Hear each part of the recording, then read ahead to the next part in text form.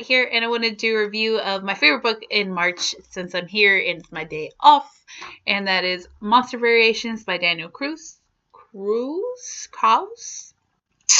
And basically, let me give you a synopsis. So basically, this book is about a car in this little tiny town who's hitting kids. And one of the kids, his name is Wally, is part of this group of friends that make up of Reggie, Wally, and James. And Wally gets hit by this car but survives, but he loses his arm.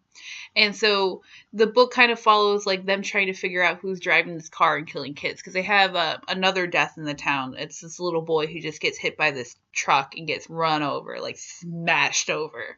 And it sounds very like a Christine adventure by like Stephen King. Like it's about his monster truck and like everything. In fact, it's even called Monster Variations, but really it ain't. It's not, and I feel like this is what people like the reviews on Goodreads is so low, is because it sounds like a supernatural truck killing off kids.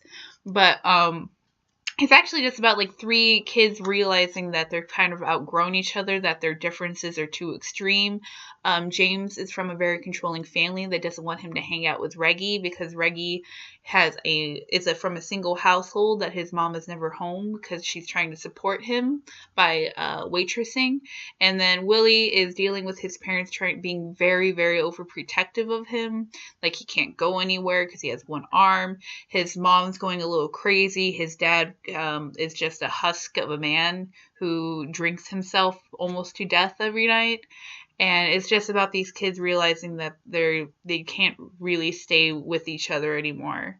Like Reggie wants to be adventurous and beat up people and is very angry. James starts having like these visions of killing people. Like he just wants to, like he's disgusted by his own mindset because he like has these ideas of killing people, but it's mostly because of his controlling parents. And then Willie's trying to be like a strong little boy again. Like he wants to go in his tree house, he wants to play ball, he wants to do all this other stuff, but he can't. And he wants to make his parents happy, so he pretends to be happy all the time, but it's not working.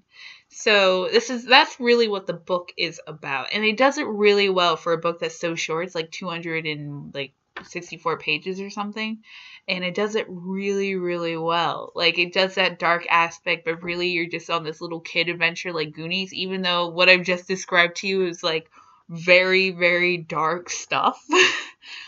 But and it also follows this other little boy who is an artist, but people just think he's like a psychopath, but really he's just an artist who just doesn't like his town. And it's just all like interesting how all these people's lives interact, and how at the ending it's something else. Like they actually do make themselves better, even though it's like I think 11 years in the future after the climactic ending of the book that made me cry.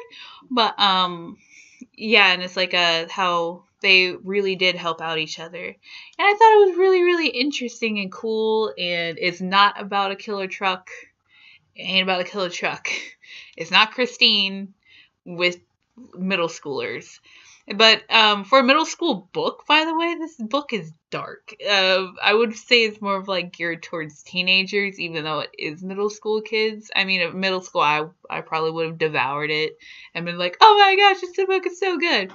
But I could see why a lot of kids would not be down. It's very gruesome. They describe the scene where Willie loses his arm like very, very well. Like it's twitching on the side of the road. And this is all in the first chapter, so yeah. Like it's twitching on the side of the road, and he can feel his shoulder like stuck to the gravel road and everything. And I was like, oh. So that is something to be wary of if you don't have a strong stomach. I wouldn't read this. And this was the same for this author's other book, Rotters.